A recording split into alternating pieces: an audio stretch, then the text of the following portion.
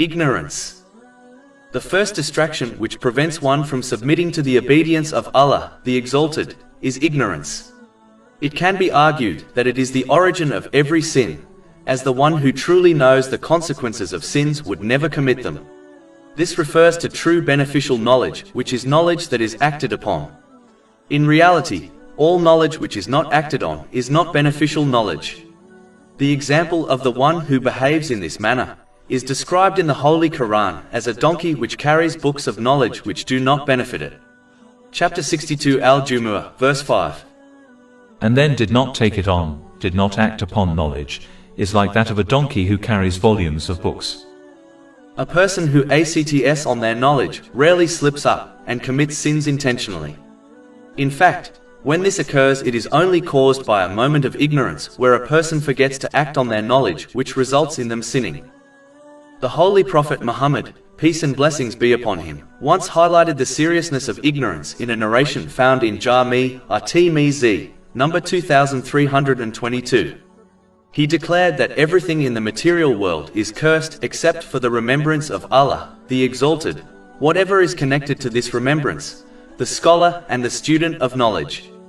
This means that all the blessings in the material world will become a curse for the one who is ignorant, as they will misuse them, thereby committing sins. In fact, ignorance can be considered a person's worst enemy, as it prevents them from protecting themselves from harm and gaining benefit, all of which can only be achieved through acting on knowledge. The ignorant commit sins without being aware of them. How can one avoid a sin if they do not know what is considered a sin? Ignorance causes one to neglect their obligatory duties. How can one fulfill their duties if they are unaware of what their duties are? It is therefore a duty on all Muslims to gain enough knowledge to fulfill all their obligatory duties and avoid sins. This is confirmed in a narration found in Sunan Ibn Majah, number 224. Weakness in faith. The next great obstacle to the obedience of Allah, the Exalted, is weakness of faith. It is a blameworthy characteristic, which gives rise to other negative characteristics, such as failing to act on one's knowledge, fearing others, placing the obedience of people above the obedience to Allah, the Exalted, having hope in forgiveness without striving for it, and other undesired characteristics. The greatest affliction of weakness of faith is that it allows one to commit sins, such as neglecting the obligatory duties. The root cause of weakness of faith is ignorance of Islam. One should strive to gain knowledge in order to strengthen their faith. With time they will eventually reach certainty of faith, which is so strong that it safeguards a person through all tests and trials and ensures they fulfill their duties, both religious and worldly. This knowledge is obtained when one studies the teachings of the Holy Quran and the narrations of the Holy Prophet Muhammad, peace and blessings be upon him. Specifically, those teachings which discuss the promises of reward for those who are obedient and the punishment for those who are disobedient to Allah, the Exalted. This creates fear of punishment and hope of reward in a Muslim's heart, which acts like a pull and push mechanism towards the obedience of Allah, the Exalted. One can strengthen their faith by reflecting on the creations within the heavens and the earth. When done correctly, this clearly indicates the oneness of Allah, the Exalted, and His infinite power. Chapter 41 Fussilat, verse 53. We will show them our signs in the horizons and within themselves, until it becomes clear to them that it is the truth. For example, if a Muslim ponders over the night and day, and how perfectly in sync they are, and the other things linked to them, they will truly believe that this is not a random thing, meaning there is a force which ensures everything runs like clockwork. This is the infinite power of Allah, the Exalted.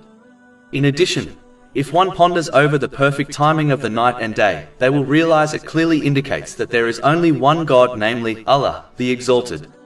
If there were more than one God, each God would desire the night and day to occur according to their own desire. This would lead to utter chaos, as one God might desire the sun to rise, whereas the other God might desire the night to continue. The perfect uninterrupted system found within the universe proves there is only one God, namely Allah, the Exalted. Chapter 21 Al-Anbiya, verse 22. Had there been within them, i.e. the heavens and earth gods besides Allah, they both would have been ruined. Another thing which can strengthen one's faith is to persist in righteous deeds and abstain from all sins. As faith is belief supported by actions, it weakens when sins are committed, and strengthens when good deeds are performed. For example, the Holy Prophet Muhammad, peace and blessings be upon him, once warned in a narration found in Sunan an-Nasai, number 5662, that a Muslim is not a believer when they drink alcohol. False hope. The next great obstacle to the obedience of Allah, the Exalted, is having false hope for a long life. It is an extremely blameworthy characteristic, as it is the main cause for a Muslim giving priority to amassing the material world over preparing for the hereafter.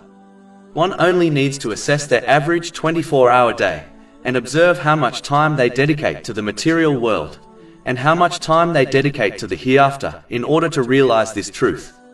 In fact, having false hope for a long life is one of the strongest weapons the devil uses in order to misguide people.